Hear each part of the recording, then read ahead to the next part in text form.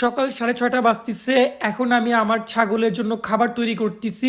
ছাগলকে খাবার দিব এবং আমাদের হাঁসগুলোকে ছেড়ে দিব, সাথে ওদেরকে খাবারও দিব। তো এই যে এখানে গাজর, শসা, বেগুন সবগুলো কেটে নিয়েছি, এগুলোকে এখন খেতে দিব। এই যে আমাদের ছাগল, যার নাম আমরা পিকু রেখেছি, ওকে কিন্তু আমরা পহেলা রমজানে নতুন নিয়েছিলাম। মাশাআল্লাহ, ও কিন্তু অনেকটাই পোষা হয়ে গেছে। ওকে আমরা একবার ব্রিড করাইছি, এখন আল্লাহ ভরসা যদি পেটে বাচ্চা আসে। এই যে এই ঘরে রয়েছে আমাদের সবগুলো হাঁস। সকাল সকাল ওদেরকে ছেড়ে দিলাম। দুঃখের বিষয়, আমাদের হাঁসগুলো বিগত কয়েকদিন হলো ডিম পাড়তিছে না। আমি বুঝতেছি না কেন ওরা ডিম পাড়তিছে না। আর এই ঘরেতে রয়েছে আমাদের বাসার মুরগির বাচ্চা, হাঁসের বাচ্চাগুলো, এগুলোকে আমরা আলাদাই রাখি। আর এটা হচ্ছে আমাদের সিল্কি মোরগ, যেটা একটাই আছে। চীনা হাঁসকে ছাড়ার সময় একটা সারপ্রাইজ পাইলাম।